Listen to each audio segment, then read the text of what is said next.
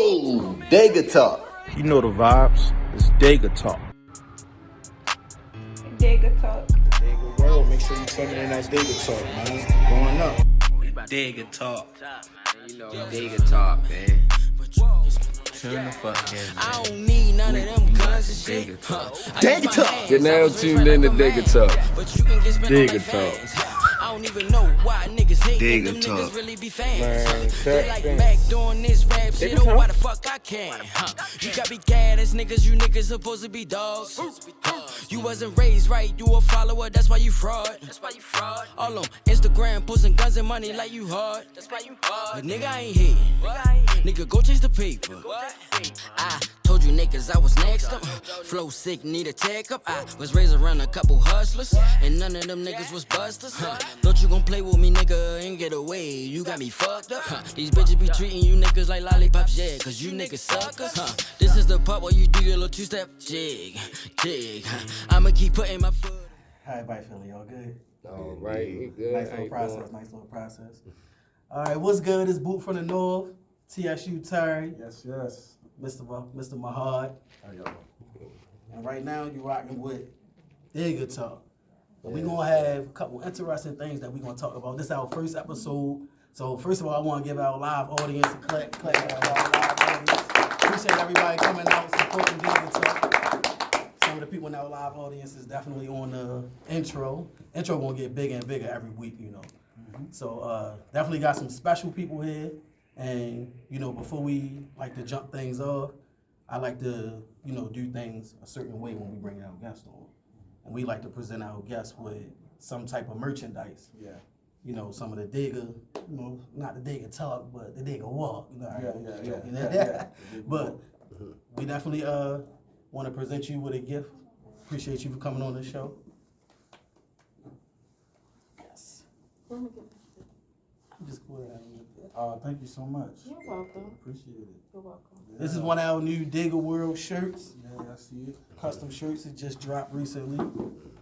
And I know y'all probably wondering, like, what's this box in TSU Terry's hand? So before the show started, we did like a little raffle, and somebody in our audience is going to get a free gift. So what I need you to do, shake that up real quick. Go ahead and pull that number out. Everybody's name has a number on the back of it. So let's see what number you got. 5. Who's number 5? White boy. Okay, clap it up. White boy, give it to Yeah, we're gonna try to do this every time we do an episode. We're gonna try to make sure that, you know, we give back, show appreciation to all of the people. But before we get started, I definitely want to introduce y'all to my co-host, Mr. Mahad. Give him the floor, let him know a little bit about himself and what he do. Introduce him to the Dega Talk world. What's up, everybody? going on, Recording artist. Also have my own podcast. Social media influencer. I be using that. Yeah. You know, I'm here to, you know, just ask some questions, help the main host, Boop, you know, with asking our fine gentleman over here, you know, interesting topics and conversations we're gonna have today, just aiding him and asking these questions and finding more about our guests. Definitely. And I know we on the spot with it, but let me do me a favor. Let's switch to that. Yeah, let's switch it around. Try to make sure my guy is the main person that you focus on when you watch the episode. So a lot of people might not know, but I want you to give a little bit of insight on who you are and the things that you do on your regular daily basis. So I go by TSU Terry, named Terry Weddington. So my daily job task really is teaching. I teach dance classes, dance workshops, take care of my son on a regular. So I mean, make sure my mom good. I make sure everybody's straight around me. So that's really what it is. Right, and I feel like knowing you all these years, I kind of got them same traits. Like you want to make sure everybody around you is good. So, but I want to talk about like, can you touch on the Netflix experience? Oh man, to be honest, the Netflix experience, we didn't even know. A lot of people think that we knew that it was going to be on Netflix. We didn't know that it was going to be Netflix. We actually shot it to give the artists in Baltimore like something Some to look shine. forward to, Right. some shine, because it was always some negative light on, you know, the city just by, you know, the murders and stuff that was Yeah, going on. for So sure. let's be real, that stuff Right. happened. So Definitely. we was shooting and creating something, and just to clear some things up, because a lot of people got, you know, offended because they think that it was about the history of the club culture. It's about TT, the artist, Right. experience Oh, of who okay. she worked Yeah. with when she got here. Like her personal Experience Gotcha. with all the artists that's in the actual film. So those are the people that, hey, you know, she worked with different music artists. She worked with different producers, different dancers, different art, like painting. That's what the actual film is about. Her journey as an artist from when she came here to like now. So Right. that's what it was about. So a lot of people kind of got Took it personal. took it personal and got mad. I'm defending her. I'm like, hey, no, because I'm like the person that, like, I try to be cool. Like, I try to mend certain things, because at the end of the day, we let our pride get in the way just because we so prideful in Yeah, Baltimore. for sure. Like I was just explaining to them, Right. that, you know, we'll be prideful outside of when we outside of Baltimore and New York or something, we'll stick together. But when we here, the pride stop us from working with each other. Yeah. You know what I'm saying? So I agree. that's my goal. So that's why, like, if I see certain people like going at it, I'll hit that person up in the inbox, like, look, come on, bro, let's try it. mediate it. Yeah, I'll try Yeah, to mediate yeah, it, for like, sure. you know what I'm saying? So I'll be behind a lot of that stuff. A lot of people don't even know it. Yeah.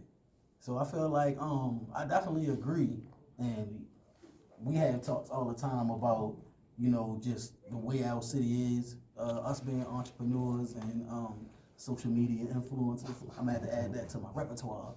Yeah. But we deal with it a lot, so I definitely understand like that type of pressure. But like, how do you go about being a great business person coming from where you're from? I actually learned from a lot of the people that was around me, like a DJ Angel Baby, like a Pork Chop, like a Mighty Mark, like a TT the artist. So like I sit and I don't say nothing. I learn. I take everything in, and they actually coach me on some of the things like my business wise, because I do everything by myself. Right. Like I'm my own manager. I book my classes. Like people reach out to me. It's kind of hard.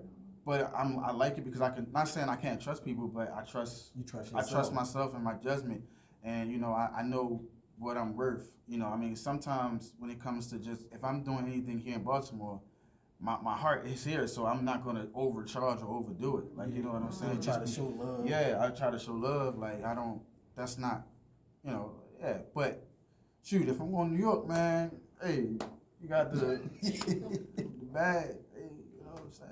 Right. Of course. Family still got to eat, you know. But it's a gift and a curse, because again, it's a lot of pressure. I always feel pressure every day, because it's like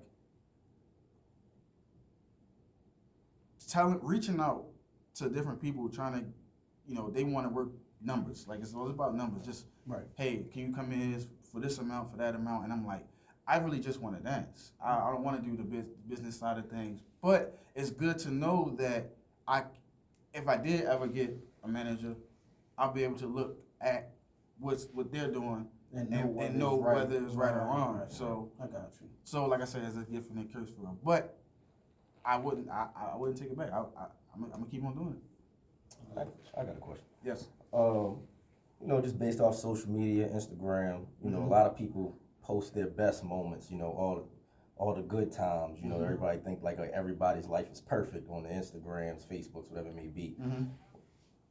You having your own dance class and you being in and out of states, you know, doing your thing, what are some of the setbacks or some of the difficulties that you ran through over the years to get to the point where you at right now?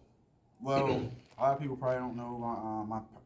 My grandmother raised me. Both my parents were on drugs, and so when I was 2, my mother had to give my grandmother custody of me because she was doing what she was doing. So that was one of the things that, you know, I grew up as the black sheep, like the person that's like, yo, I don't know about him. I think he gonna follow the rest of these people, which, you know, I can say that I did, but that was the environment that was around me. It's not like I chose to try to do any of these things. It's the environment, you know, and a lot of people say, well, you choose and you get to pick this, but sometimes you really don't at the end of the day, you know, that's just how a cookie crumbles. So that's one of the humps that I had to get over, trying to figure out like where my parents are, or trying to figure out like, shoot, do I got a purpose? Am I here? Am I there? Like wherever. But I overcame that, and I forgave my mom, you know, and now I look after her, make sure she's been one year clean. You know, had hiccups, whatever. It is what it is. So that's one hump that I felt like I had to get over, just to forgive her and let it go. And once I did that, I started to see more blessings, and I know God, you know, he puts you into these circles and these things for you to realize, all right, that you need to do something different, and then he'll elevate and push you further than where you need to go. So that's one of the things. That's a lot. It's a lot. Yeah. What else? That one thing by itself is heavy. Yeah. That's a lot. You wouldn't even really be able to tell me stuff how you carry yourself. Right. Yep. Always in school fighting. My grandmother had to come up there all the time. I got put out. I got expelled. I touched a police officer gun one time because somebody dared me in school. And yeah. Glad you still here. Yeah, hey. Glad you still here. Woo! Sheesh. This was back in the day, right? Yeah. 2 years. Not today. I think today would probably be a little different. Yeah, for sure. Yeah, today would be different. You can even look at it and you're like, wait a minute. Like, look wrong way.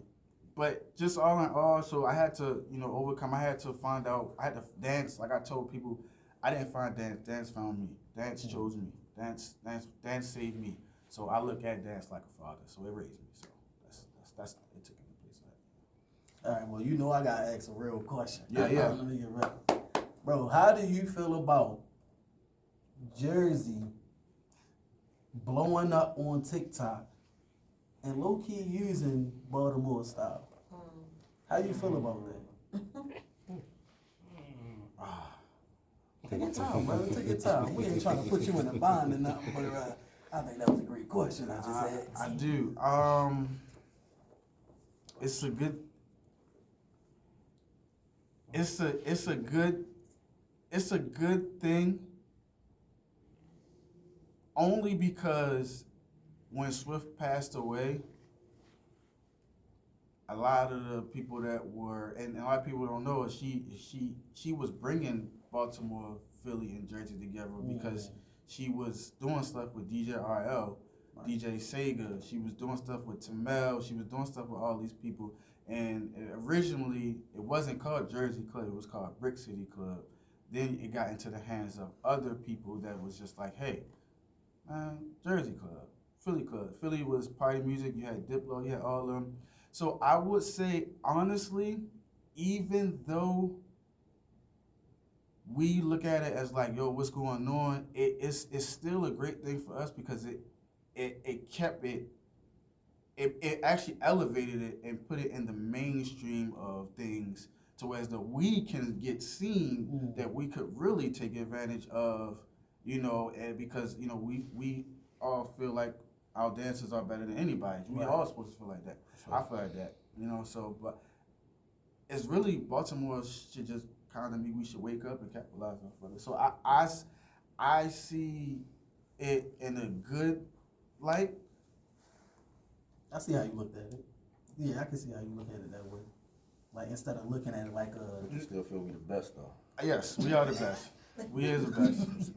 We is the best. And I say that whenever I go. Like, we is the best. Like, when I leave Baltimore, I represent that. Like, nah, we ain't playing that. So anybody come, you know, death row, see us.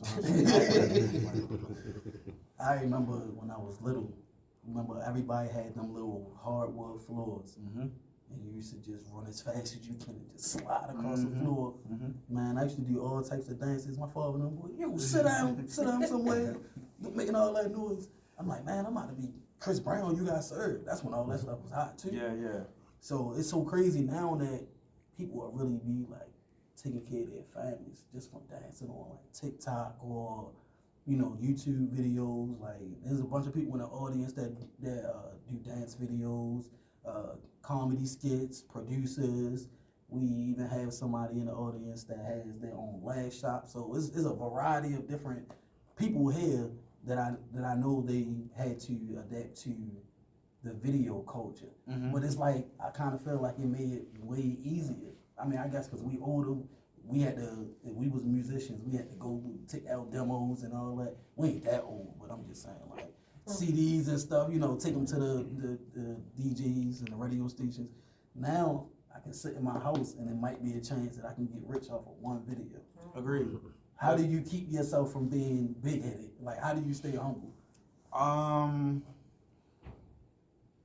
I when I'm around certain, like when I have been around certain artists, like I've been around Lil Uzi, Meek Mills, and other artists like that. Like I look at that behavior, like I look at people's like meeting, and I tell myself like I won't never act like that. I will never be like that. You know what I'm saying? Like, Right.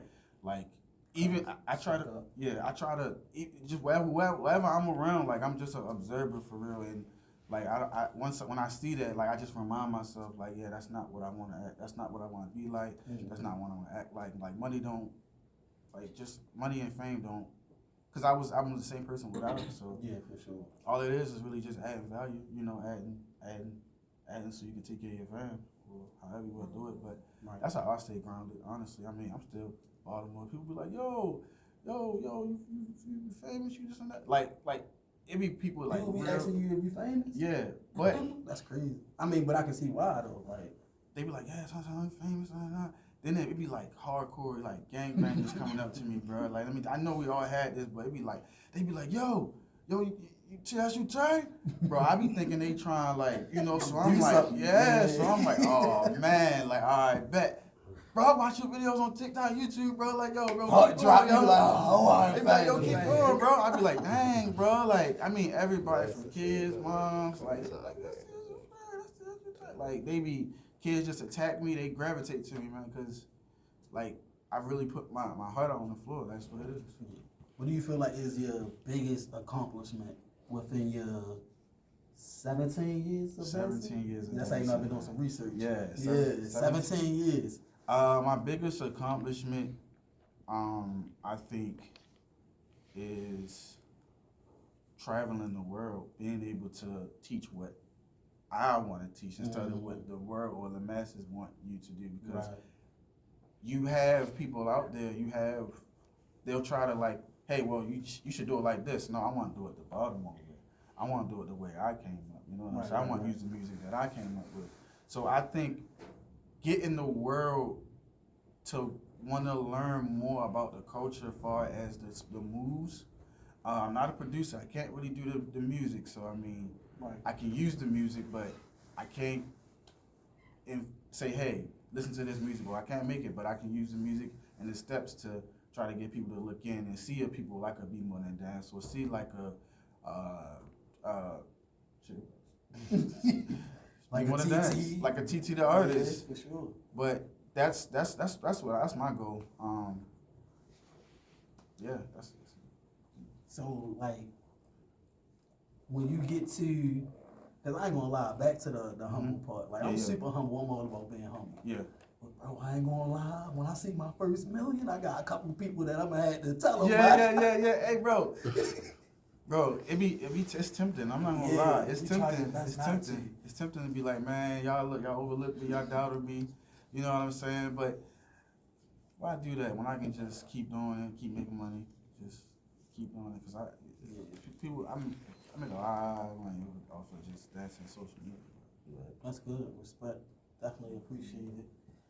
And I'd like to take a quick break, and we be right back on Dega Talk. I told you niggas I was next up. Flow sick, need a tech up. I was raised around a couple hustlers, and none of them niggas was busters. Thought you gon' play with me, nigga, and get away. You got me fucked up.